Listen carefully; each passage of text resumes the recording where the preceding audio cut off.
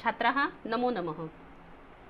विद्यार्थ्यांनो, मागच्या तासिकेपर्यंत आपण काही व्याकरणाचा भाग आणि सुगम संस्कृतम हा भाग पाहिला होता. त्याचा अभ्यास करायला मी सांगितलं होतं. पण आता आपण धातुसाधित अव्यय जी शिकलो आहे ती आपल्याला आता वापरायची आहेत. त्याचा वाक्यात उपयोग आपण पाहिला होता. मी तुम्हाला तो स्वाध्याय सांगितला होता.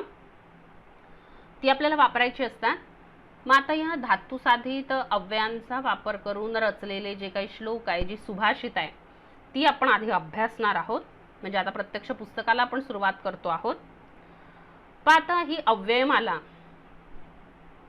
तुम्हाला दिसत आहे की इथे कंसामध्ये लिहिलेलं आहे कंठस्थीकरणार्थम. म्हणजे यात आलेले सर्व सुभाषित ही तुम्हाला पाठ करायची आहेत. ती पूर्ण करायला येतात. म्हणजे सुभाषितानी पूरयत शुद्धम पूर्णम च लिखत अशी तुम्हाला सूचना असते. मग आता सुभाषित माला हा प्रकार तुम्हाला आधी माहिती आहे. पण आता याच्याबद्दल वर्णन करताना आधी सांगितलं, भाषा सुमुख्या मधुरा दिव्या गिरवाण भारती तस्याम ही काव्यम मधुरम तस्मादपि सुभाषितम. सर्व भाषांमध्ये मुख्य असलेली, मधुर असलेली, दिव्य अशी गिरवाण भारती म्हणजे संस्कृत भाषा आहे. सर्व भाषांमध्ये मुख्य, अतिशय सुमधुर आणि दिव्य असलेली अशी ही संस्कृत भाषा आहे, गिरवाण भारती. तस्याम हीच तर आधी सर्वात मधुर आणि त्यातही त्या भाषेतही काव्यम मधुरम जे पद्य असतं ते काव्य हे अतिशय सुमधुर आहे. तस्मादपि सुभाषितम त्यातही वेगवेगळे पद्य असतात आणि त्यात एक प्रकार असतो सुभाषित. त्या सर्वांमध्ये सुभाषित अतिशय श्रेष्ठ आहे, मधुर आहे, श्रेष्ठ आहे. एवढंच नाही तर या सुभाषिताला पृथ्वी तलावरचं एक रत्न म्हटलेलं आहे. जलम अन्नम सुभाषितम. हे काय असतात? जे विद्वान आहे ते कशाला रत्न म्हणतात? पहिला आहे जलम, नंतर आहे अन्नम आणि तिसरं आहे सुभाषितम. सुभाषित हे पृथ्वी तलावरचं रत्न आहे. सुभाषितम नाम शोभनम भाषितम.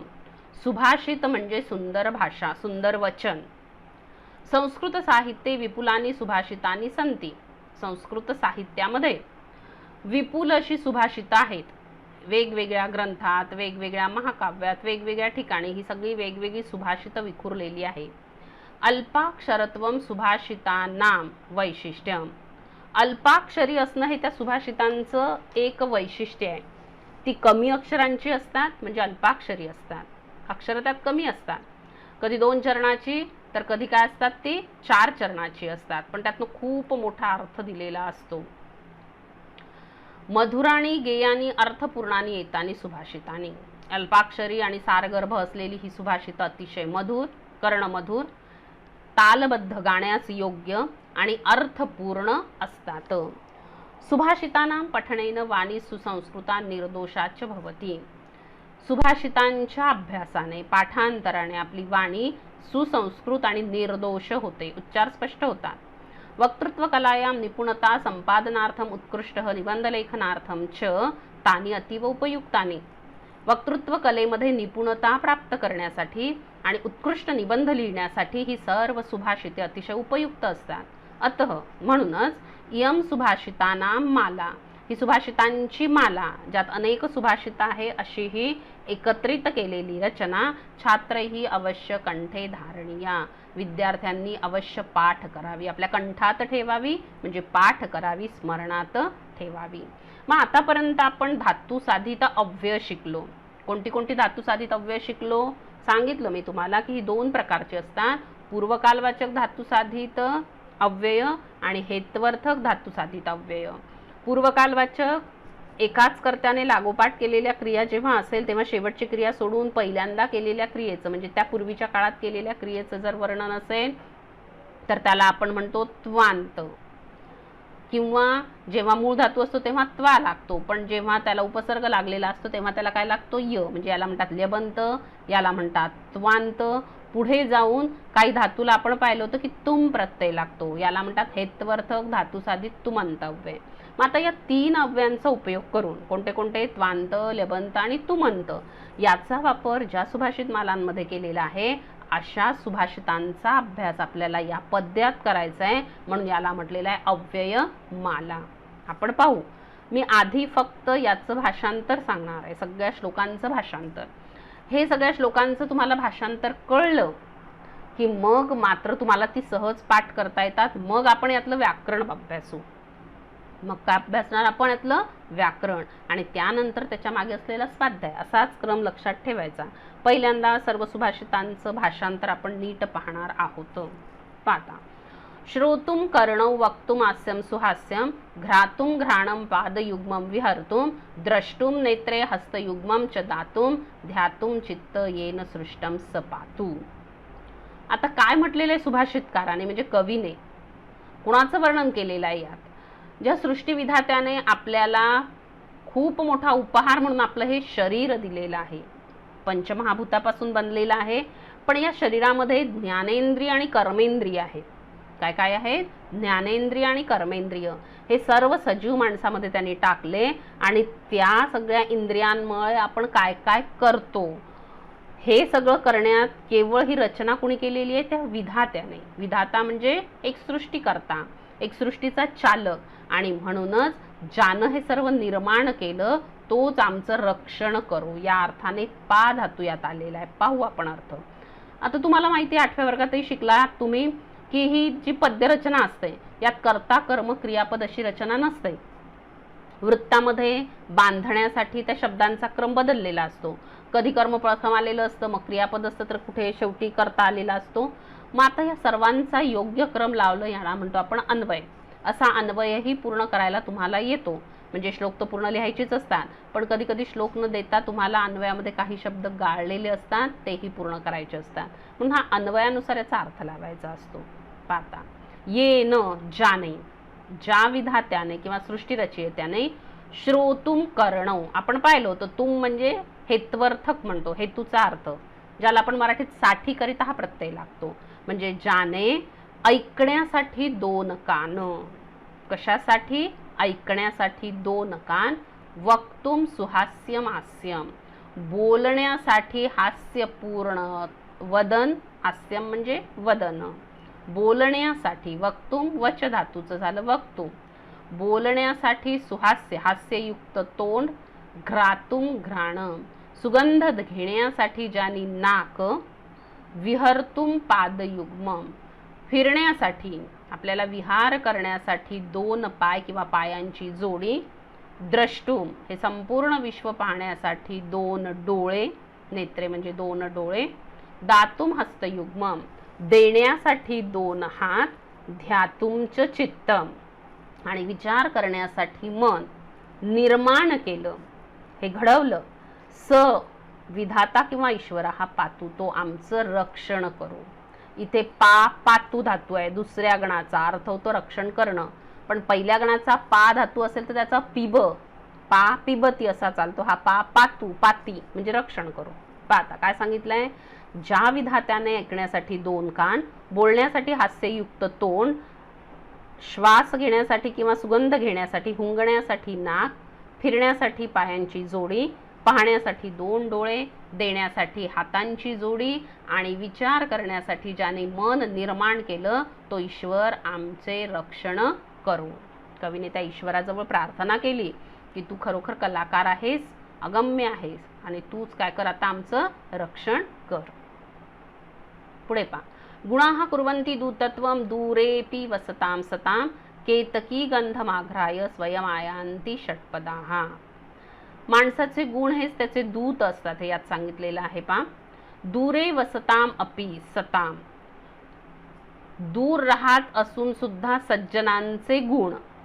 सज्जन कितीही दूर असले, दुसऱ्या प्रांतात असले, दुसऱ्या देशात असले, तरी पण सज्जन दूर राहत असूनही त्यांचे गुण, सद्गुण हे जणू त्यांच्या दूताचं काम करत असतात. हे म्हणणं पटवून देण्यासाठी त्यांनी दृष्टांत दिलेला आहे. ज्याप्रमाणे षट्पदाः केतकी गंधम आघ्राय स्वयमायांती. षटपद, भुंगा, भ्रमर, त्याला 6 पाय असतात म्हणून त्याला काय म्हणतात? षटपदाः, भ्रमरः. केतकी गंधम आघ्राय, केतकीच्या फुलांचा सुगंध घेण्यासाठी स्वयमायांती, स्वतःहूनच त्याच्याकडे ओढल्या जातात, स्वतःहून त्याच्याकडे येतात. म्हणजे केतकी फुलाचा वृक्ष कितीही दूर असला तरी त्याचा सुगंध जणू काय सांगत असतो सर्वांना, तो कुठे आहे. त्याचं श्रेष्ठत्व कोण सांगतो? त्याचा सुगंध. आणि ती कीर्ती ऐकून, तो सुगंध घेऊन ज्यांना त्याची गरज आहे असे हे भ्रमर ते मध पिण्यासाठी स्वतःहून त्याच्याकडे येतात. वृक्ष त्यांच्या जवळ जात नाही. म्हणजे सज्जन सुद्धा काय करत असतात? गुणांनी दुसऱ्यांना आकर्षित करतात आणि ज्यांना त्याचं श्रेष्ठत्व कळलेलं असतं ते आपणहून सज्जनांकडे जात असतात. यात काय आलेलं आहे? वर्षात आले होते सगळे हेत्वर्थ तुमंत. यात आलेला आहे पूर्वकालवाचक लेवंत. कोणता शब्द आहे? आघ्राय. वेगळ्या रंगात दिलेला दिसतो आघ्राय. भुक्त्वा तृणानि शुष्कानि पीत्वा तोयम जलाशयात दुग्धम यच्छन्ति लोकेभ्यो धेनवो लोकमातरः. आता श्रेष्ठ असलेल्या गायी असं म्हटलं जातं की या पृथ्वी तलावर वृक्ष, नद्या आणि गायी, सज्जन, चंद्र, सूर्य हे नेहमी परोपकारासाठीच आपलं जीवन जगत असतात. त्यात एक काय आहे? गाय. माहिती आहे आपल्याला, गाय सर्वांनी पाहिलेली आहे, सर्वांना माहिती आहे, तिचा उपयोगही माहिती आहे. काय करते ही गाय? अमृततुल्य दूध देते, पण आपल्याजून कशाचीच अपेक्षा करत नाही. स्वतःहून रानात जाते, तिथे चारा खाते, पाणी पिते, पण घरी येऊन मात्र अमृततुल्य आपल्याला दूध देत असते. शिवाय ती वासराच्या रूपाने आपल्याला पुन्हा गाय किंवा बैल सुद्धा देते. शेतीसाठी आपल्याला बैलही देते. म्हणून म्हटलेलं आहे धेनवः, या गायी शुष्काणी तृणानी भुक्त्वा, वाळलेलं गवत खाऊन, जलाशयात तोयम पित्वा, तलावातून पाणी पिऊन, म्हणजे लोकांकडनं काहीही न घेता, लोकेभ्य, लोकांना मात्र दुग्धम यच्छन्ति, दूध देत असतात. ताहा लोकमातराहा खलू, खरोखर त्या लोकांच्या माताच आहेत. अमृततुल्य पोषण करतात. म्हणजे आई समजा नसली, एखाद्या बाळाची आई स्वर्गवासी झाली तर गायीच्या दुधावर त्या मुलाचं पालन पोषण केलं जातं. म्हणजे खरोखर त्या लोकमाताच आहेत. धेनवः, गायी शुष्काणी तृणानी भुक्त्वा, त्वांत, भुज धातूचं त्वांत झालं, वाळलेले गवत खाऊन, तलावातून पाणी पिऊन, पीत्वा त्वांत, लोकांना मात्र दूध देतात. खरोखर त्या गायी लोकांच्या माताच आहेत. अकृत्वा परसंतापम अगत्वा खलमंदिरम अनुत्सृज्य सताम वर्तम यत् स्वल्पमपि तद्बहु. कवी म्हणतो परसंतापम न कृत्वा, कुणालाही त्रास न देऊन, दुसऱ्यांना त्रस्त न करता, खलमंदिरम न गत्वा, दुर्जनांच्या घरी न जाऊन, सताम वर्तमच उत्सृज्य, सज्जनांचा मार्ग न सोडून, यत स्वल्पमपि लभ्यते, जे आपल्याला थोडंसं लाभेल ते सुद्धा कसं असतं? खूप मोठे असते. काय सांगतो कवी या सुभाषितात? परसंतापम न कृत्वा, दुसऱ्याला त्रास न देऊन, खलमंदिरम न गत्वा, दुर्जनाच्या घरी न जाऊन, सताम वर्तम न उत्सृज्य, सज्जनांनी सांगितलेला मार्ग न सोडून, म्हणजे अशा प्रकारे आचरण करून, यत स्वल्पमपि लभ्यते, माणसाला जे थोडं फार काही प्राप्त होतं तेच खरोखर आपल्यासाठी पुष्कळ असते. अशा प्रकारे आपण वर्तन करायला पाहिजे.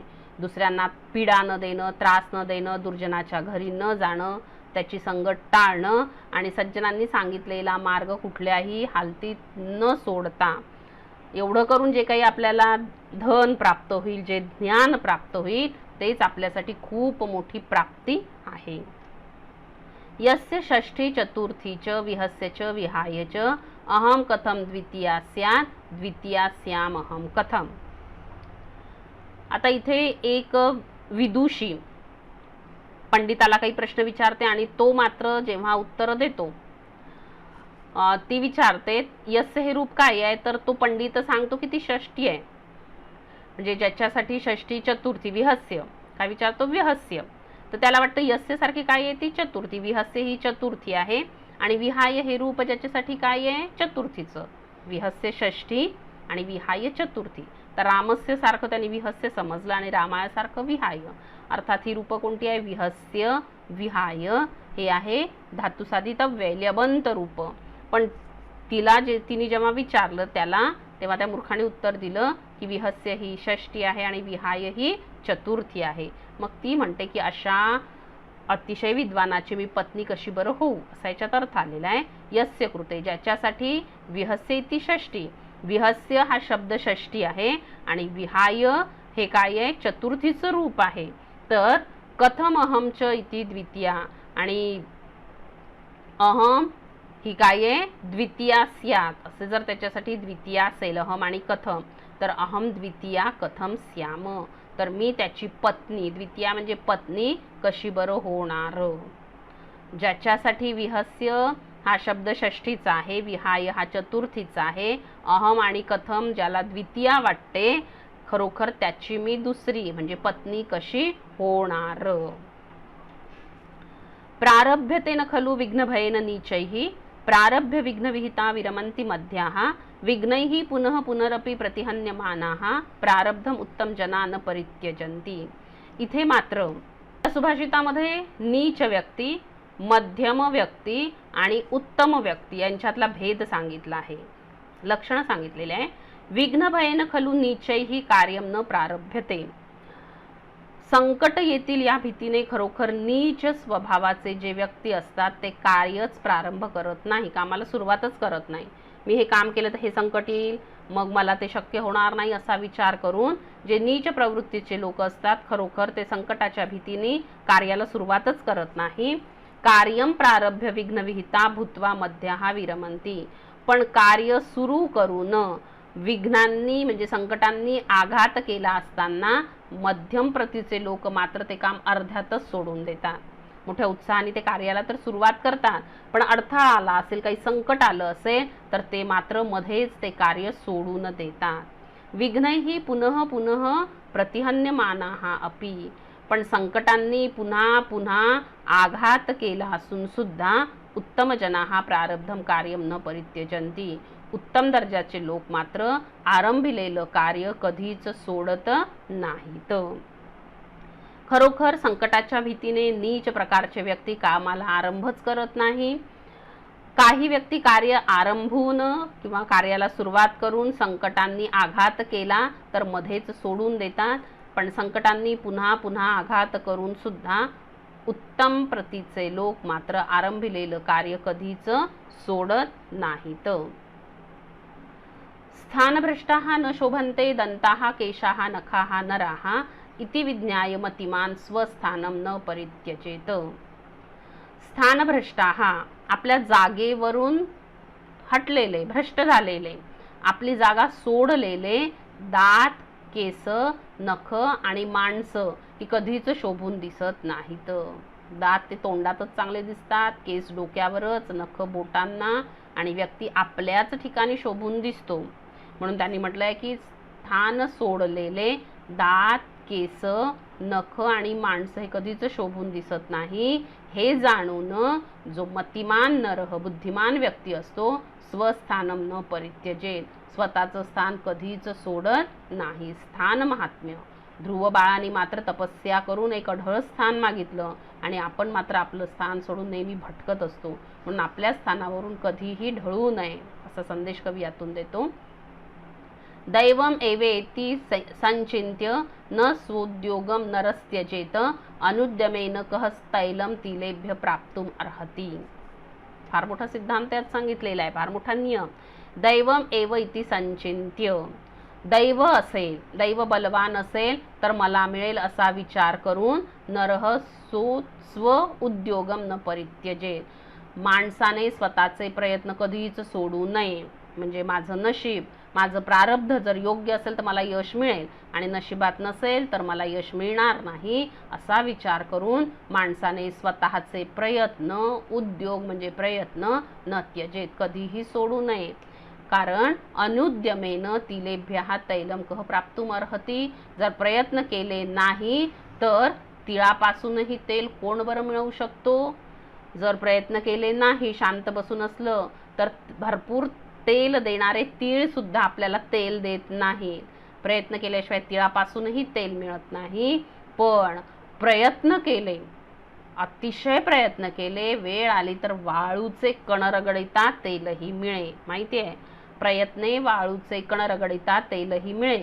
म्हणजे प्रयत्न केलं तर ज्याच्यात नाही ती गोष्ट सुद्धा, त्या वाळूमध्ये तेलाचा कणही नाही, पण प्रयत्न केले तर कदाचित वाळूचे कण सुद्धा आपल्याला तेल देतील. आणि जर आपण प्रयत्न केले नाही तर तिळापासूनही माणसाला तेल मिळत नाहीत. आणि अशा प्रकारे तुम्हाला काय करायचं आहे, ही सगळी सुभाषितं वाचायची आहे, पाठ करायची आहे. पुढल्या पिरियडला आपण मात्र प्रत्येक सुभाषित, त्यातलं व्याकरण, त्या शब्दांचे समानार्थी विरुद्धार्थी शब्द, त्याच्या खालचा त्या श्लोकाचा भाषाभ्यास असं एकत्रित पाहणार आहोत. आज आपण इथेच थांबू. तुम्ही ही पहा, अन्वयानुसार काय अर्थ होतो तो पहा आणि ही पाठ करण्याचा प्रयत्न करा. 2 दिवसात 4 चरणाचं आणि एका दिवसात 2 चरणाचा एक श्लोक पाठ करायचाच आहे, तो झाला पाहिजे. ठीक आहे, थांबू आपण इथे आता. पुनः मिलामः.